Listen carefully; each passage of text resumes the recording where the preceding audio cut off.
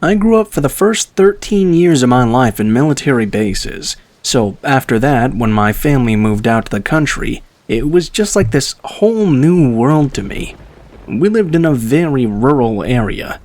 I loved it because there was such a feeling of loneliness about it. I sort of liked that myself, being apart from everyone. A lot of people seemed to like it because they could go hiking or exploring. That was not something I liked to do though. One of the best things about it is that my dad loved to do these cookouts. I always liked that, especially when members of our family would come over as well. I remember all the things they used to bring. There were onions and cucumbers and vinegar, potato salad, macaroni salad, these really cool desserts. It was just all so fun. And we also got pop, which wasn't something we were allowed to have that often. This happened on one of those cookouts. There were easily about 20 people there all together. The dads always had beer and got drunk, which involved them getting really talkative and competitive. They would play horseshoes and lawn darts and other sorts of things when they were drinking. Often they would do it well into the night. This time it was cards. I remember that distinctly. This time they were also outside, sitting at the picnic table playing. It was evening, and it hadn't gotten completely dark outside yet. Suddenly, one of the younger children, a girl, came running up the driveway screaming. Everyone asked her what was going on. She told them she'd just been attacked by a bat. Well, the pissing contest between the dads just got worse after that. At first, they didn't believe it was a bat, but some did, so they walked over to that area. Indeed, they found a bat flying around. Well, after that, they decided they should go and get my dad's rifle. They were all arguing about who had the best aim and could shoot the bat out of the sky. So at that point, we had 5 drunk dads with a rifle, trying their best to shoot a flying animal out of the sky. Some of the smaller children were scared, and at least one of them was crying after the first shot went off. The wives didn't do anything about it other than take the kids inside the house. The older ones of us remained outside watching what was going on. There were several shots and everyone was missing the target. I was surprised that the first few gunshots were not scaring away the bat at first, but after a while it did fly a little away. This didn't stop the guys from keeping to try though. The bat was not completely flying off, so they kept trying their best. Finally, my uncle succeeded in this stupid little contest. He shot the bat and we watched it fall out of the sky. It was almost completely dark out too at that point. All of us watched it happen though. Everyone was congratulating my uncle for his amazing shooting. Then my dad told me to get the bat and bury it so the dog didn't try to eat it or anything. I didn't want to touch it either, so I went back to the house to get a pair of pliers. I went over to the area that I knew the bat was shot in. I was looking through the area using a flashlight. After a while, I did find the poor creature lying on the ground. I was irritated at my family for what they'd done. I mean, that bat wasn't bothering anyone. It scared a cousin of mine, but it didn't chase or bite anyone it seemed. It was guilty of nothing but just being a bat. I reached down with pliers to try and pick it up. However, before I could get a hold of its wing, the bat's wings suddenly moved a bit and startled me. That made me drop the pliers. I was startled and upset that the bat hadn't died yet, and was probably in quite a lot of pain, which I figured I would have to put it out of myself. I was pretty upset about that too. I reached down to pick up the pliers while thinking about what I had to do to put the animal out of its misery. When I reached over though, the bat moved quickly and bit me right on the hand. I jumped back and fortunately it did not latch onto me. Still though, it was quite a terrifying thing to suddenly happen. And yeah, it did hurt quite a bit.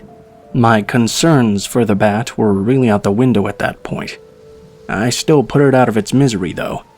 I won't tell you the specifics since I like animals and I know a lot of other people do too, so it might be traumatizing to hear that. I ran up to the house. Keep in mind, I was only 13 years old. I didn't exactly know much about rabies, so I didn't know how quickly it might set in. I was just really scared. When I got into the house, my family was curious about what I'd done with the bat, but they noticed how freaked out I was. I explained what happened, and that the bat was dead, but I couldn't take the time to bury it. My family took me to the hospital while someone else buried the bat. I was terrified. The entire way there I was freaked out. Although I was told I couldn't really develop the symptoms of rabies for days, and there was no guarantee that the animal had it anyway, I was still really anxious, and no one could calm me down just by telling me that. The bat was pretty scary too. You know what's scarier though? When they told me what they had to do to treat me for the bite. You see, this was back in the 1980s. Nowadays you just get 4 normal shots of the rabies vaccine in your arm over 14 days. Back then you had to get 13 shots of the vaccine in the stomach. It was scary as hell, and it hurt too. We did bury the bat, and I never developed rabies. Of course, I couldn't really tell this story if I did, because I would have died for sure. But I had quite the terrifying night that night.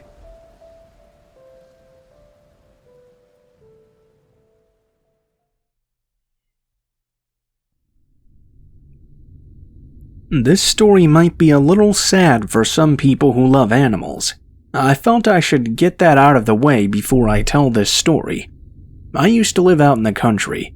I was born and raised there, in fact, but where I lived was not one of those places where houses were really far away from each other. We actually lived on a dirt road that was made specifically by 5 families. There were 2 families who built houses, then there were 3 that were mobile homes. We even got to name the street as well, so the parents used the names of all the children. We lived in a mobile home. We always liked it quite a bit. We had a cat and dog, and neighbors had dogs too. For a lot of the time, we would not have our dogs on a leash, and they would go out and play together. They always got along well. We always made up stories about the dogs being married or in love. We were really weird like that. There were some interesting places to play too. There was a whole lot of country out there, and places for us to play, plus the dogs. Often one of the dogs would be gone for a while because he or she was out playing in the woods. There were tons of things to have fun with out there, and the dogs just loved it. We never worried about them. But one time we did get quite concerned about one of them. The dog's name was Buddy. I remember that I was in my house watching TV. I heard someone call out for Buddy. I was interested, so I went outside to see who it was. It was one of the kids I regularly played with, so I asked her what happened. She told me that Buddy had been gone for a long time. Our dogs went out and explored a lot, but they always came back long before nightfall. The sun was already on the horizon, so it would be totally dark really soon. I never really went out to the woods when it was like that. I ran back into the trailer though and grabbed a flashlight. I have to admit, it was scary going through the woods while the sun was going down, and we were looking for a dog as well. With the sun setting like it was, all the trees around us looked really creepy. We were both only around 12 years old at the time, so it was just so much easier for us to get scared. When it got dark enough, we switched on the flashlight. That somehow made things even scarier. We didn't want to go home without finding her dog though, so we put up with being scared. We'd rather be terrified in the woods than lose our dog. We were out there for about an hour. It was the weirdest thing.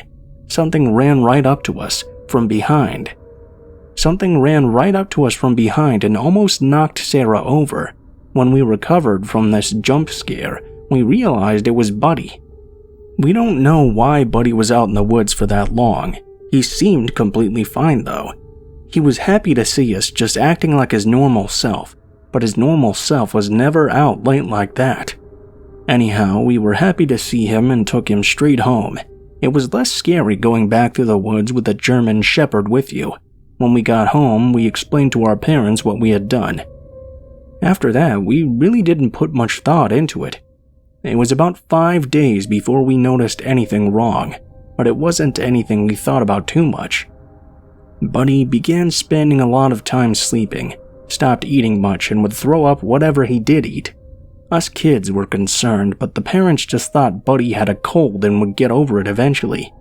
They were definitely not the kind of people to take a dog to the vet, and Buddy was an outside dog 24/7 anyway, so we really only saw him when we were outside playing with him. It might have been close to 2 weeks or a little more when things got worse.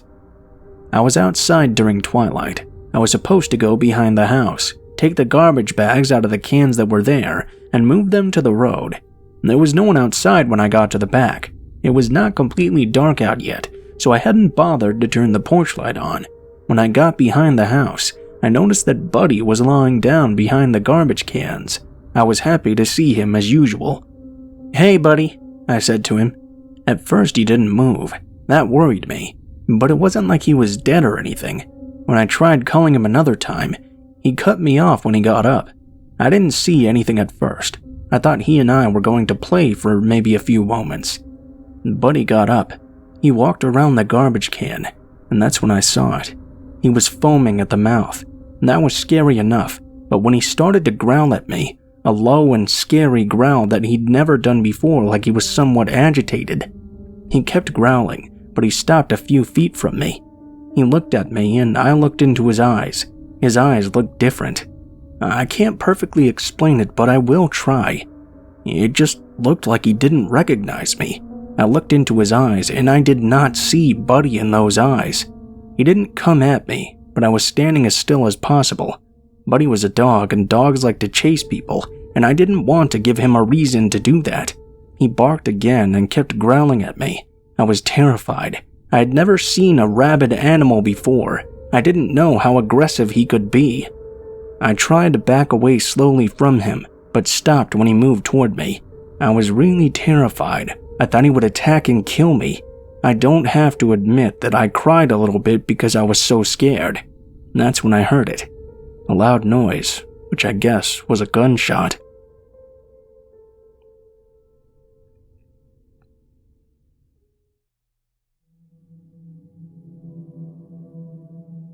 This happened to me right after high school.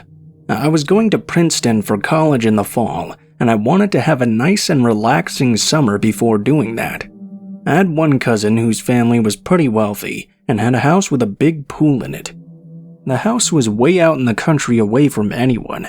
When you're wealthy, you can sometimes afford to do that sort of thing. Well, she had also gotten a DUI and wasn't able to drive anywhere, so having me come and spend the summer with her helped her as well. I was able to drive her car, a Jaguar, for the summer, and that was such a good thing for me. As much as I was looking forward to the pool, for some really weird reason, I did not bring my swimsuit with me. The first day I was there, I went to a shop to get something. Now, I didn't really have a lot of money back then, and the money I did have would have to be going for college, so I couldn't waste it on fanciful things. The cheapest swimsuit I could find that I liked was a shiny blue Speedo. I had worn Speedos a lot because I was on the high school swim team. I have to admit I always got a little turned on by wearing Speedos, but that most likely didn't factor into my decision. When I went to pay for it, I got a little annoying feedback from the cashier, teasing me over buying the Speedo instead of getting board shorts. Well, it was a surf shop that I had bought it from after all. Surfers don't wear Speedos, which makes me wonder why the shop even had them in the first place. Their house was amazing. I had a lot of rich family members, but unfortunately mine weren't one of them. My dad eventually got a lot of money, but by that time I was estranged from him. Rather than help me pay for college, he just wanted to be left off as a family member, so I could get more loans for school. But let's get back to the house. It was a big and neat mansion out in the country. It was huge, had 2 stories, a huge attic, and a basement. There were tons of rooms, and the room I got to stay in was luxurious. It was going to be a really neat summer. I should get to the scary experience that both my cousin and I had, though. It was really terrifying when it happened.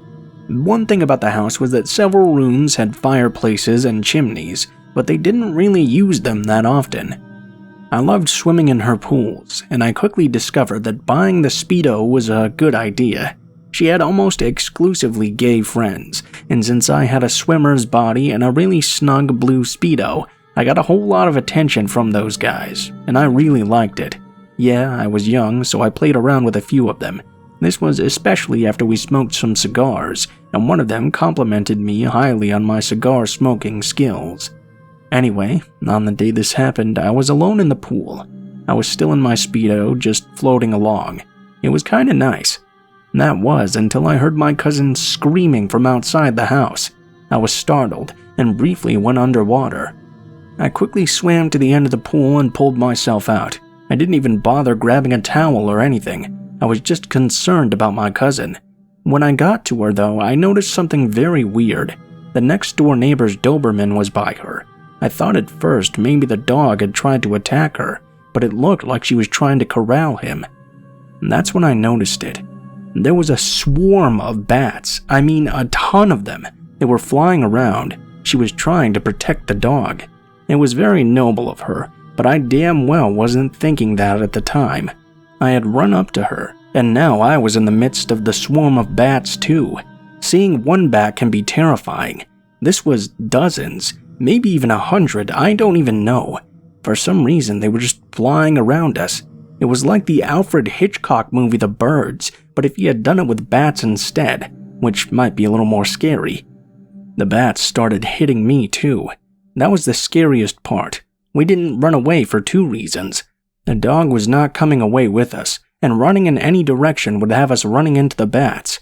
There were a whole lot of mosquitoes out there at the time, and bats eat them, so we figured out later that was probably why they were swarming like that. Eventually, we got the dog to come with us, and we ran to the back door. The bats followed us to the sliding glass door, and tried to follow me inside the house. Thankfully, only a few of them got in.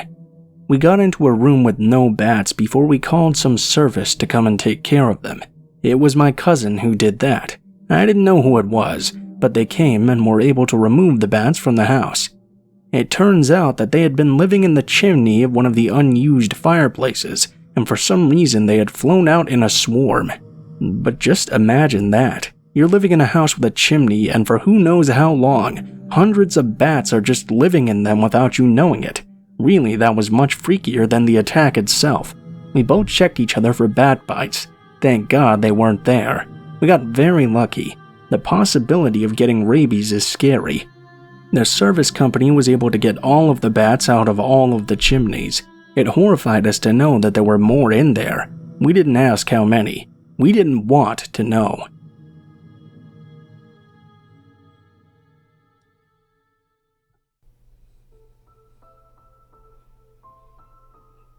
What is up, guys? Blue Spooky here as always. Thank you guys so much for watching, especially if you made it this far to the end of the video. I would also like to give a special shout out to my friend Killer Orange Cat, who is also a narrator here on YouTube that reads true scary stories. He has allowed me permission to use stories submitted to him in his subreddit in my videos. So if you like these stories, please be sure to go check him out, as he is a very good narrator as well, and he puts out content every week. If you guys enjoyed my narrating style and the content of this particular video, please be sure to like, comment, share, and subscribe if you feel so inclined.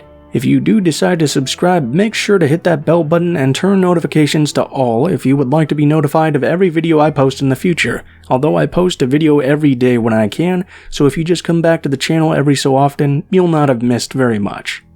If you guys would like to get in contact with me for any reason, you can go ahead and take a look in the description below the video. You will find links to all of my social media, including my Gmail, Twitter, and Facebook accounts. Send me a message on any of those, and I will try to read them as soon as possible. You can also send me a message on any of those to submit your own scary story experience for me to read in the video. If you do decide to submit a scary story, please be sure to include in the tagline what the name of the story is if it has one, what the theme of the story is if it has one, and how you would like to be credited in the description of the video the story appears in. If you do decide to send in a story, please be sure to include proper grammar, and please include as much detail as you feel comfortable sharing, as that makes it much easier and more likely that it will end up in a video in the future. I also have 2 other channels if you like my voice, called Mr. Blue Skies and Darkest Hour respectively, where I do weekly true crime vids and monthly documentaries on dark things that happen in history. If you like my voice, check them out. Maybe those contents will be for you. Overall though, guys, I think that's pretty much it for now. Thank you guys so much for watching, and I hope you guys have a great day.